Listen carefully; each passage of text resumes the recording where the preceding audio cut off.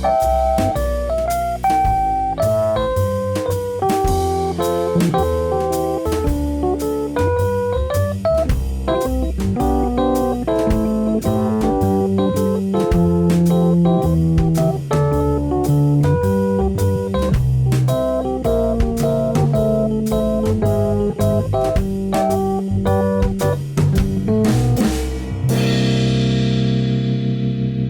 Marino Show. Hello, everybody, and welcome to The Marino Show. I'm your host, David Marino. Well, one of my favorite Friday the 13th films is Friday the 13th Part 3 in 3D. It's where Jason gets his iconic hockey mask. And today I'm interviewing Tracie Savage. She played Debbie in the film.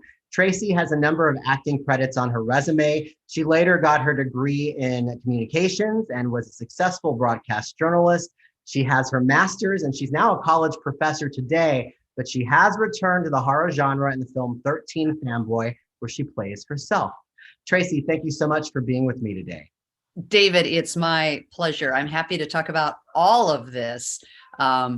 Returning back to the horror genre is really fun, especially all these decades later.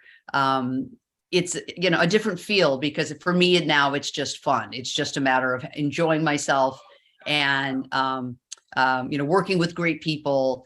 And plus, as a college professor, I not only teach journalism, but video production. So when I'm on the set, I'm actually thinking, how can I incorporate this set experience for my classroom? So I take photos and I talk to a lot of the different people on the set, just so that I can relay, what it's like for independent, small, low budget filmmakers. So it all kind of works together. And it's a lot of fun. I love that. And we both have that in common. I was a former journalist. And so we were talking before we started the interview about being in the news industry. I want to start with acting. So you actually did a number of acting credits before you even got to Friday the 13th Part 3. How did you get into the acting field at such a young age?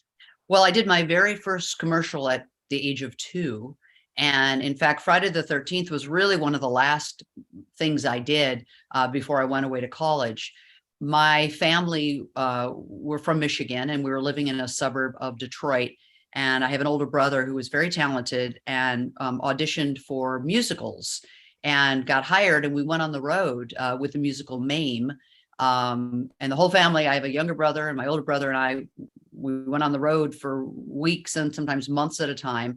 And my parents knew that we potentially, all three of us, had a career in showbiz. So we moved to Los Angeles for the industry. We figured we'd rather starve in LA than New York. The weather's nicer.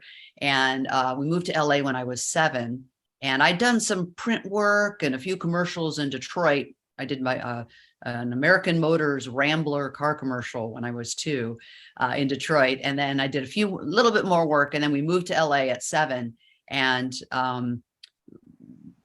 from 7 until I was probably 20 or 19, I worked a lot as a child actress and did lots of commercials. And I was on Little House on the Prairie for 2 years. I had screen tested for the part of Laura, the lead. And I didn't get that role, and I'm not bitter. I watched that show in reruns when I was younger. Melissa Gilbert, of course, yeah. Michael Landon. Yeah. So it must have been awesome to get to work. That was a blast. It was such a great show to work on. And Michael Landon was amazing. And there was always kids around and animals, horses and cows and dogs. And we were, on a ranch. So it was outdoors. It was just a wonderful show to work on. So I worked on that, and I did episodes of Happy Days and 8 is Enough, and some of the sitcoms and TV shows that were around in the 70s and 80s before I went away to college. And so I had a lot of credits as a child actress, but I knew that I didn't want to be an actress as an adult. I didn't want to depend on it because there's so much that's out of your hands. You could be a great actress, but if your hair coloring is wrong, or you're too tall or too short or too thin or too heavy, or you're not going to get the part. And I didn't like the fact that I couldn't necessarily have much control of my career. and I wanted something that I could kind of build on. And so the last movie I got, and I was at UCLA studying communications, and I was getting ready to transfer to University of Michigan. And it was right before I was going to go. I got Friday the 13th, and I was pretty much retired from the business. My mom was a talent agent for 40 years. She became an agent when I was 16 and had one of the biggest child talent agencies in Hollywood, at the Savage Agency. And she sent me on the interview, and I'm like, oh, Mom, I'm kind of done with it, and I'm in college now, and I'm going to be moving. Well, just, give it a try. And I had no idea what it was. Friday the 13th. The script was labeled, what is it? Crystal Japan. What the heck is that? It was just they wanted to keep it under wraps that they were making this part 3. And I got the role, and it was, 6 or 7 weeks of work, a blast. Again, a bunch of young kids on set. Even the producers and the directors were in their early 20s. Frank Mancuso Jr. Was a young guy as the producer, and it was just really fun. And it paid for my out-of-state tuition at University of Michigan. So, for me, it was like, this is fantastic. This is fun. A good way to, get out of the business. I had no idea, though, that film would be the cult classic that it is. I didn't know that we'd now have, all these versions of Friday the 13th, and that it would go on to be part of this major horror franchise. And that decades later, I'll do a few conventions now and then, and kids who weren't even born when I made the movie, their parents probably weren't even born when I made the movie, will come up to me and recite lines from the movie, that it impacts them that much. And that's pretty spectacular. And I feel really, really lucky that I had the chance to make that movie when I did, and that all these years later, it's cool. It's a neat thing to be associated with. I love it. And, I think part 3 has so much attention too, because that was the first film, as I mentioned, that he got the iconic look, the hockey mask. Do you keep up with anybody from the film? I know you said you do some horror conventions. It's funny you should ask. I've only done like 3 conventions in all these years, because I was so busy as a journalist, working full time. And then I have a 17-year-old son, so I've been raising him. But now that I'm teaching and I have my summers free, I started to do a few conventions. I've done just a couple in the last few years. And then I'm doing a Los Angeles one in early October, and then another one in the end of October. And the one in the end of October they're going to do like a 40th anniversary of Friday the 13th Part 3. And Larry Zerner, who played Shelley, thank you. He's going to be there, and they're trying to get the actor who played my boyfriend, who's never done a convention. He lives up in Seattle, and I guess Larry Zerner's been in touch with him to try to get him to come. I think there's going to be about 5 actors from Friday the 13th Part 3 at that convention at the end of October. And I'm Facebook friends with Larry and David Kadams. I'm Facebook friends with him. And so we've stayed in touch through the years that way, but I'm actually really looking forward to the end of October, when it's going to be kind of a mini reunion for, 5 or 6 of us. What do you remember from making the film? Are there any memories that stick out? I know that they were using 3D camera, which I've seen in some past interviews required a lot more work just to work around that technology at the time, which was different. It was. And I really feel like that was the star of the whole movie. That was where most of the focus and attention was put on, was make these 3D shots were tricky. And this was pretty new 3D technology, and expensive and time consuming. And the lighting had to be perfect, and the angles had to be perfect. And there wasn't a whole lot of attention paid to performance of the actors. but they just want to see us get killed. Who cares how we act? But yeah, so it was a big deal, and shots that would normally be done in a half a day might take a full day, simply because of setting up and getting the lighting right and the angles right to make the 3D effect work. It was fun, and it was so interesting to be a part of something like that. And when that movie came out, as I joke, it was the highest grossing 3D film ever made at the time. We've since had many very successful 3D films, but there weren't a lot back in 1982 when this movie was released. What do you remember about your death scene? Well, so because it was done in 3D, and because it was, such a tricky shot, they had to make sure that everything worked, and we had to kind of get it in one take. But it was hours and hours and hours of prep. It's really kind of interesting how they did it. They created a foam replica of my upper body, from like my hips to my neck, and then the arms maybe down to there. And they glued this foam pillow of my body to my neck, and they cut a hole in the hammock, and my real body sat down under the hammock, and the fake body sat out in front of me like that. And what that did is it gave a little bit of play between my body, my real body, and the fake body for them to stick a knife out through it. So I'm sitting there under the hammock, and then the fake body's here. But so they had to get this foam replica glued very carefully to my neckline so you didn't see it. They wanted to make sure that the knife would poke out and the blood would come out properly when they did the effect. And I think they only had one or two of those foam replicas anyway. And so it was hours and hours and hours for literally a 4-second shot.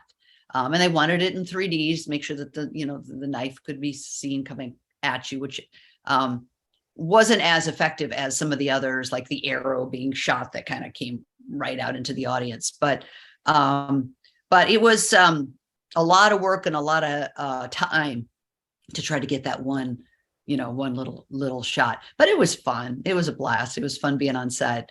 And the energy was great, and all those young people making movies was really, really pretty cool. So as you were saying, this was sort of the end of your acting career because you were in college. So tell me now, you go to college, you get your degree in, is it communications journalism? Yeah, communications with an emphasis in broadcast journalism. So what was the path like for you after that? Just kind of give me a synopsis of what happened in your career when you take that. Sure. So again, I made the film, but I had already applied to University of Michigan, and I transferred to U of M. In fact, I was back in Michigan when the movie was released.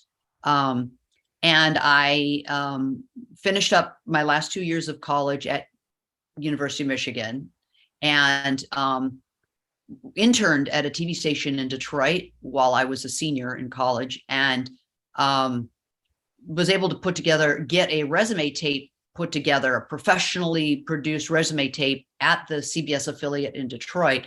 The photographers helped me, the editors helped me, and I did some on-camera work. And so I had a really good reel when I was done, just because it was professionally shot and edited. And I interviewed at stations all around the Midwest, but I ended up getting hired 6 weeks out of college at a station in Toledo, Ohio, which Toledo is about an hour south of Detroit, but it was the sister station. It was owned by the same company that owned the station in Detroit that I had interned for. So when I went on that interview, and it was probably like a 70 market size, number 70 in the country. There's 200 markets, and it was probably like number 70. So it's a decent sized market to start out in.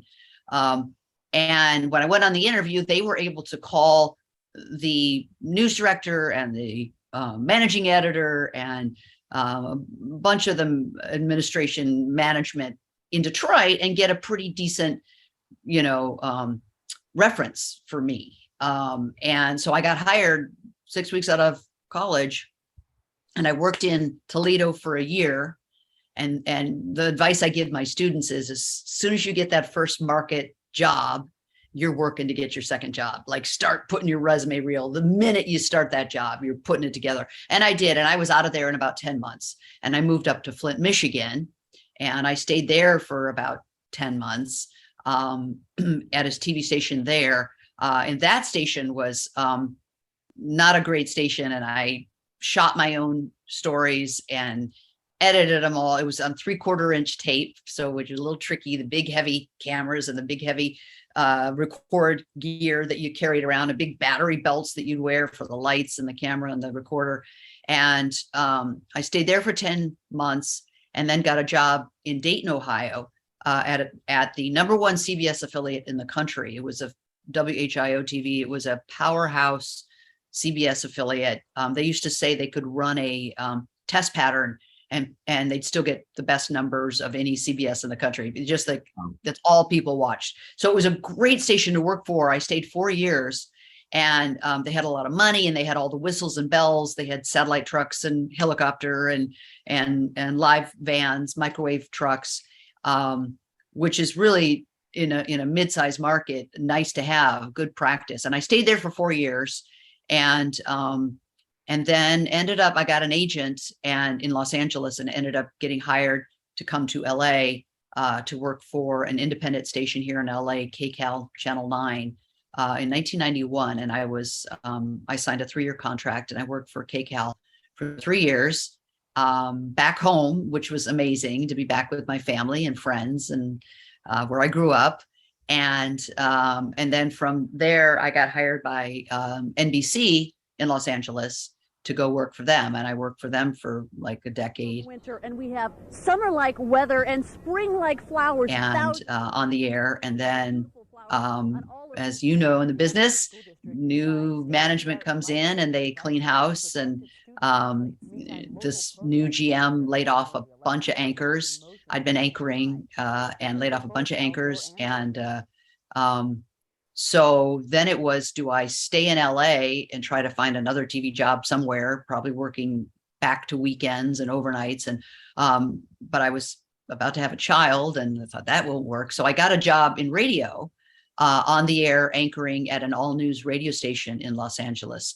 And I loved it. I loved the immediacy of radio.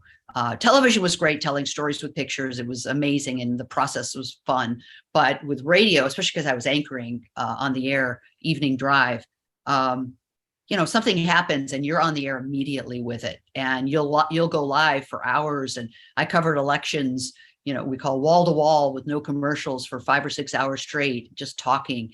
And I think that experience made me really help to hone my ad lib skills, and just my journalism skills is working in radio. I produced stories, but I was also I was mostly anchoring, and it was awesome. I loved it. I loved the schedule because it was a normal schedule. I was on the air for 5 hours a day, and I knew when I was done, I was coming home to my newborn son.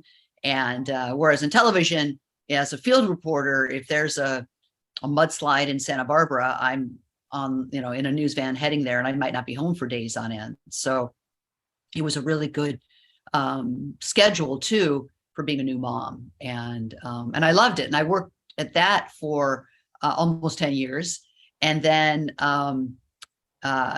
they switched formats and laid everybody off. And at that point, I had started thinking about teaching. And there was a job at a community college near my house, and I got hired to teach there.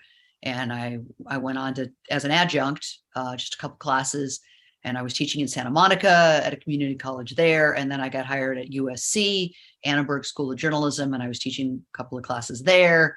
So I was sort of piecing together all these teaching jobs, and I did that for like 4 or 5 years. And then I got hired full time at a community college. And so now I'm just at one school, and I've been there now 6, 7 years, and I've got tenure, which is, as I've said many times, it's the first time in my life I have job security because as a journalist, I knew as an actor, there's really no job security. And then what do? I pick a career as a journalist that also isn't particularly secure, right? I mean, I would sign a 2-year contract. So I knew I had a job for 2 years, but maybe not, because they always had like 1-year windows. Like after the end of a year, they had to decide, do we want to keep you or not? They had the out. Yeah, I always felt like news contracts are more beneficial for the station because they could really get rid of you whenever they completely. So now, as a full-time tenured professor, I feel like it's the first time in my life I have job security, and I absolutely love it. I feel like I was born to teach, and I love the students. And now I have my son's a teenager; he's 17, almost 18, and I'm hanging out, with these young people who keep me young, and I'm learning, their culture so that I can sort of be in tune and in touch with my own son. And at a community college level, many of my students are first generation college students, and they understand the value of getting a college degree, and they appreciate the experience and skills that they're being given. And it's just so satisfying as a professor to work with these students because they are just enthusiastic and motivated and hardworking and grateful.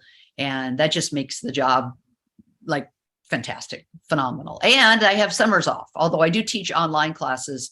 But you have summers off, I have spring break, I have Christmas, and I have 6 weeks between December and January off. It's a pretty great gig. So I'm pretty lucky. Well, I have to say about your journalism career. So I remember, I'm 47. So I, grew up, like I said, watching horror movies in the 80s. Yeah. And I remembered back then, for those who don't know this, that are young, there was no internet, like in 90, 92, 93, 94. Yeah. And I was in college in 94, 95. And so I didn't really know what was going on with actors that were no longer acting from those films at that time. You read Fangoria, those types of things, but there was no way to really search people and kind of know, well, where are they now? What are they doing? But I remember how I found out what you were doing because O.J. Simpson's trial was happening. Yeah. And you covered some pretty high profile trials, but you actually were called to testify. And that's how they did an Entertainment Tonight clip on it because they said, Tracie Savage, reporter now, but was an actress of Friday the 13th, Part 3. Yeah. So that must have been like kind of a crazy, experience for you, right? Kind of you're in journalism and that full circle moment comes back around where this film you did is now back kind of in the public. Well, so here's a not funny story. So yes, I am in Los Angeles and I'm covering the O.J. Simpson trial of the century. 150 countries had journalists there to cover it. It was, every station in the world practically. And I got subpoenaed to testify. The defense was trying to get me to reveal my confidential sources. But of course, I have protection by the Shield law, which meant I was never going to reveal my sources. And it was really just an exercise. And it was kind of harassing, really. But anyway, yes, the tabloids got wind of the fact that I had been, I've been a journalist now for probably at that time, maybe 15 years, 14 years. And I'd worked in 5 stations and, had earned some local Emmys and Golden Mics. But they ran they learned that I was in Friday the 13th, and they learned that I'd had that shower scene. And the headline in one of the tabloids was "Topless News Reporter to Testify in Friday the 13th. I was like, are you kidding me? Oh my God. This was so many years ago. And but it sold papers. And at the time it was pretty devastating. I was like humiliated. I was trying to be taken seriously as a journalist. And today I just laugh. It's just hysterical that they would, find that. And that was like the headline in a major tabloid, topless news reporter. And like, oh, please. And then, the last few years, because I'm teaching film production, not only journalism, but video production, all of my acting work and all of my time on the set and my connections with the industry, film industry, have helped me be a better teacher and helped me bring in real life experiences to the classroom. And so for students, they're getting not someone who kind of knows, but who's been there. And so it's great. All of my careers all kind of intertwine and come together. Well, I would imagine too, like having had the career that you had in news and also acting and even up to recently, you're probably able to tap into some of your friends if you ever want them to come and speak. Yeah, totally. And I do, and it's great. And they love to come, which is great. And my students love it. I mean, I've gotten some really very well-known journalists come and speak to my community college students. And it's so great for the students because they don't necessarily have access to people like this who have the experience and have great stories to tell. And so I love that I can do that. Yeah. And it's wonderful. It's great that I'm able to share those relationships with my students. Now, talking about a full circle moment, 13 Fanboy, a film by Deborah Voorhees and her producing partner, that you are now in, that came out late last year, but you're playing yourself. You're a college professor. Can you give the audience kind of what the movie's about and what role you play in it? Sure.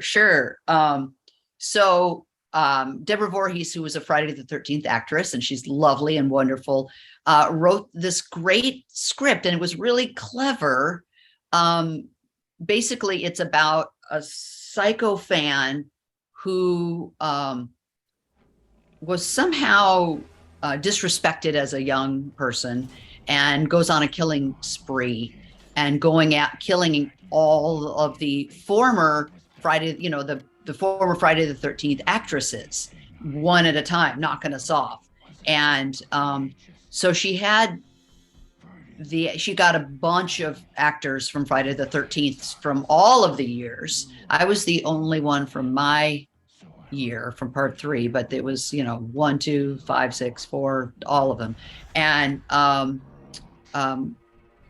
she brought us all in, and we shot it in New Mexico, and I was only on the set for like 4 or 5 days. It was quick, and I played a college professor who was teaching and dismisses the class, and the killer, who I won't tell you who it is, comes and grabs me and knocks me out and carries me away.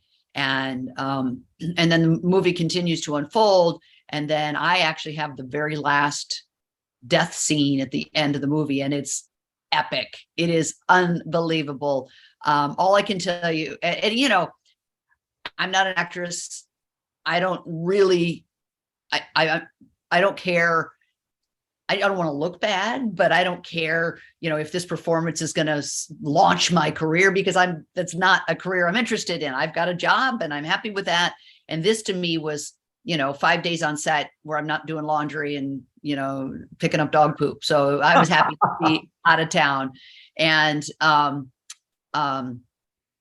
so it was just my death scene was such a blast for me. Covered in blood, head to toe, covered in blood. And I had to fly out that afternoon, and there really wasn't a place to take a shower. So I'm like leaning in a sink that happened to be there, trying to get this blood off me. And my skin was pink for weeks because it stained, the red blood stained, but my bra and my underwear and everything. I mean, I was drenched in blood. But it was a really epic murder scene at the end of the movie, and it was fun. I had a great time. I had Deb did a great job putting it all together, and I love how she was able to finance it with fan financing, and giving fans executive producer credits or even roles in the movie, small bit parts, maybe without dialogue or some with dialogue, for their donation. And so it's how she paid for the film. And that is really phenomenal because it engages the fans It brings back the Friday the 13th actors. It's a crazy storyline. I never read the whole script I never read the script. I just read my scene. And then when I went to the, the red carpet or the, premiere in Los Angeles, Deborah did a premiere here in LA. I'm like, oh, so that's what this movie's about. Okay. But it's a little tricky of a plot. Kind of, if you don't know the Friday the 13th genre, Right. was a little like, no, who is that related to? Who is that? But it was great. And it was a fun film. And she did a great job. And it was fun for me to find out what the movie was about after it was made, because I hadn't read the whole script when I went to do my little part in it. Yeah, and if people haven't seen it, you can catch it on any streaming platform. Yeah. I saw it. It's great. It's really a great movie for those Friday the 13th fans, because you get to see your favorite Friday the 13th actors in it. Coming back around to, you talking earlier about conventions and still having this connection to Friday the 13th. Does it really surprise you that so many people have such a childhood connection to it? Even like you said, people who weren't even born when the film came out? David, that's such a great question. And that was my question. That was my question of just what is it about, and why are these fans so loyal? And what is it about the genre? I didn't understand it until I was at a horror convention in New Jersey, and the producer of what was the movie? Night of the Living Dead was there, and he since passed away, but he was there. And when I was 6 years old, my brother took me to see Night of the Living Dead. I was too young to see this horrible, scary film, but I did, and it affected me, and I never forgot it. It was imprinted in my psyche, and for the rest of my life, I remembered it. And when I got a chance to meet the producer and writer and director of that film, I was starstruck. You have no idea, this movie had such an impact on me as a kid. And you have it just was so amazing. And it's so great to meet you. I was like this fan. And so then it started to make sense. And then a couple of fans were telling me things like, they're adults. And they said, when I was a child, my parents were divorced, and I would spend time with my grandma, and she and I would go to the movies together, and we'd go see these horror films. Or my brother and I, would watch these movies together growing up. And that was what we did together. Or my dad would take me. And so this was a special thing that I had with my dad. And that helped me to understand, oh, so this is really, it's not even so much about the movies for a lot of fans. It's about where they were in their life when they were really dedicated to the genre and seeing a lot of the movies as mostly young teenage kids, and how it impacted them going to and seeing the series of horror films, and who it was they were going with. And it made me understand why it's so meanwood to so many people. And I really came to really appreciate, and I love hearing their stories when when they would come up to me. Yeah, when I was 12, I, watched all the movies, and I used to have the, friends over. Anyway, it just was, I get it now. And I appreciate it. And I think it's just fantastic.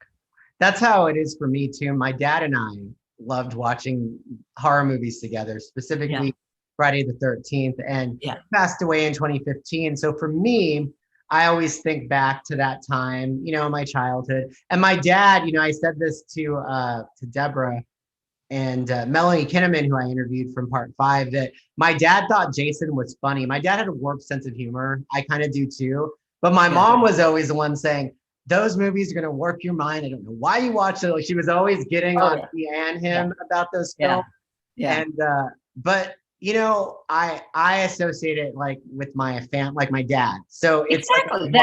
like Exactly what I'm talking about. And that's what makes it so special. And that's what, why I'm just so thrilled to be a part of it. When I was growing up, I was acting and I was going on interviews and I was on set and I was out of town. And so I didn't watch those films. And then I was a co-star in one. And then I went away to college and became a journalist. So I didn't have any real connection. I wasn't this hardcore fan of those films, only because I was too busy doing other things. I wasn't a normal kid having a normal kid childhood. I was either an actor or right out of college, a journalist.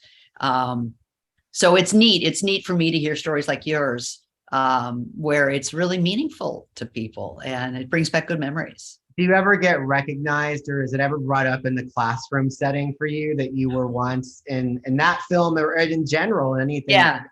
So when I first started becoming a news reporter, I kind of pushed my acting career aside because I didn't want to be thought of as, oh, she's a model now as a news reporter. Like I wanted to be thought of as a solid journalist. And so I didn't really talk much about my acting career in the Midwest. And even when I moved to LA, I didn't really say much about it until later, until I'd had enough years under my belt that I wasn't so worried about credibility.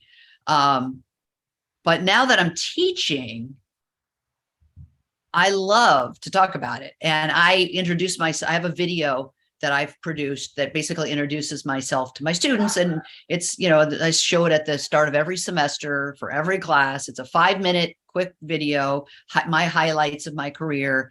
And in the end, I show a picture of me with a knife coming out of my neck. And, and the last thing I did before I, left showbiz was, to be murdered by Jason. And then the next photo I have of an actor who was dressed up as Jason with his arm around me and we're smiling and I'm saying, but we're good friends now. So, don't worry. But anyway, that's part of my bio reel and the students love it. They do. They're like, wow. Okay. Cause that's a movie that through all the generations, young people love. So even though, it was done 40 years ago, kids today can relate to it. And so my students love to hear about it. They do.